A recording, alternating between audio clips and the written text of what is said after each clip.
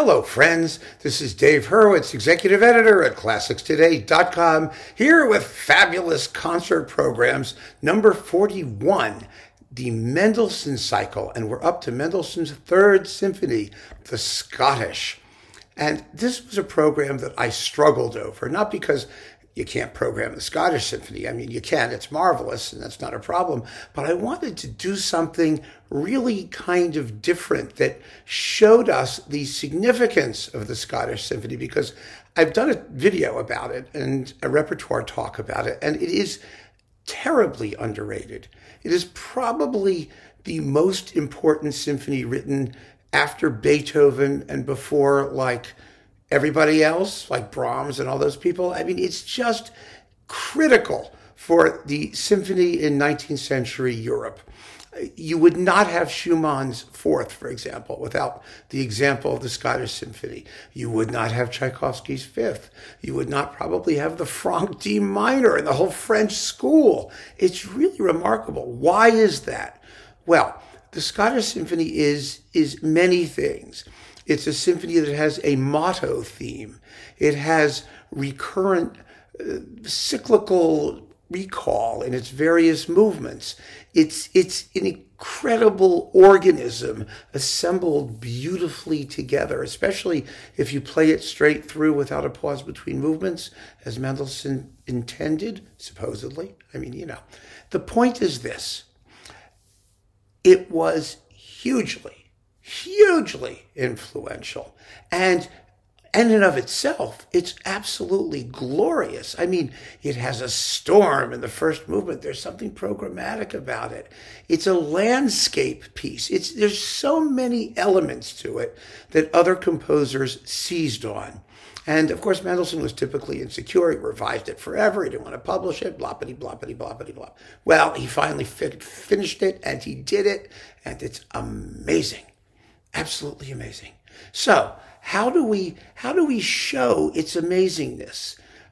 Both, you know, I really was sort of torn about it, but I thought, okay, I'm going to take the bull, seize the bull by the horns, and we're going to do a program of nothing but symphonies, including the Scottish. And we're going to put the Scottish in the middle. Now, the first of these symphonies is a real novelty. It's William Henry Fry's Niagara Symphony, which I just did a video about because a new recording of it just came out on Bridge Records. It's an amazing piece. It's only about 12 minutes long. It's really an overture, and it is a literal depiction of Niagara Falls, composed with a theme that begins like the trombone solo, the tuba miram from the Mozart Requiem, but it uses like an entire chromatic octave of timpani. And from then on, you just have evocations of water, literal evocations of nature, which is it's an extraordinary work, and it dates from the mid 19th century, just within a few decades of the Mendelssohn Scottish Symphony, and it's a far more literal programmatic work than the Scottish Symphony. But I thought, well, let's begin with that because it's kind of out there. But on the other hand, it's another exercise in mood, in atmosphere. It's done very differently from the way Mendelssohn would have done it. Of course, Mendelssohn would never have been so literal, even though that we do get the storm at the end of the first movement of the Scottish Symphony. And it's a pretty literal storm. And Mendelssohn did his share of water stuff, too. He did the Hebrides, Fingal's Cave Overture, which is equally oceanic and watery and waterfallish and splashy, I suppose you could call it.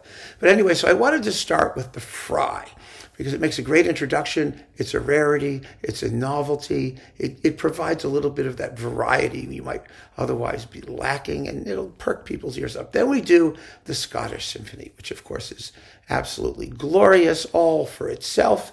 And then we have intermission. And after the intermission, we do Tchaikovsky's Fifth Symphony.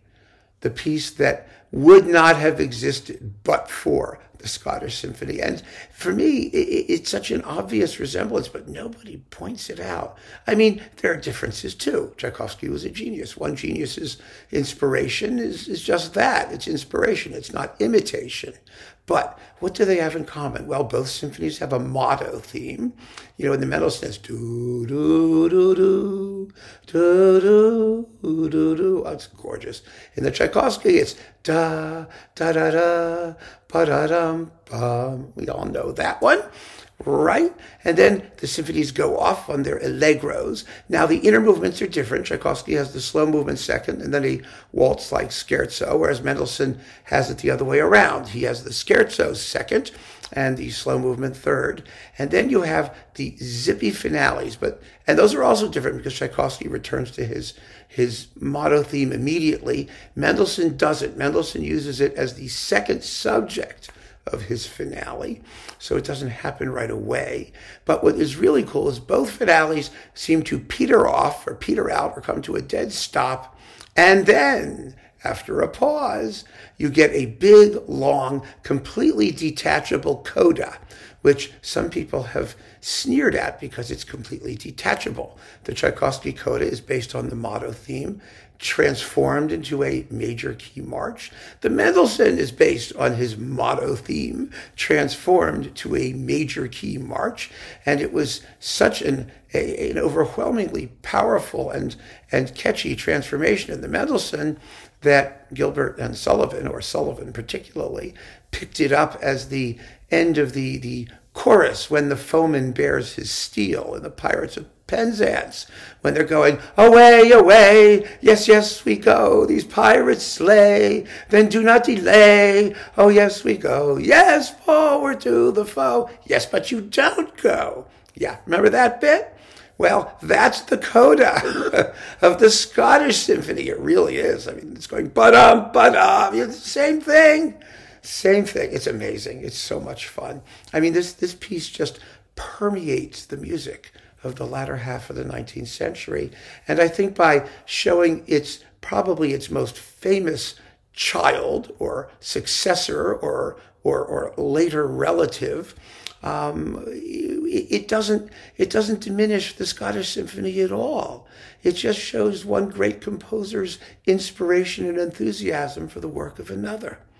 And I think both works come off sounding better for the comparison, because both works have been disparaged for precisely those unique features that Tchaikovsky seized on from the Mendelssohn, and which people tend to disparage the Mendelssohn for too. You know, it's really a wonderful opportunity to compare these two great works, and beginning with the Fried Niagara Symphony. Well, you know, that's just gonna get people really perked up and ready for the stuff to come. So I think it's really a fun program, one that I have enjoyed, and one that I think you'll enjoy too. Give it a shot and really pay attention to the comparison between the two symphonies. It's really cool. I mean, you'll really hear something. It's a musical thing that I think really exists and justifies a program that consists entirely of symphonies. So keep on listening, friends. Thanks so much for joining me. Take care.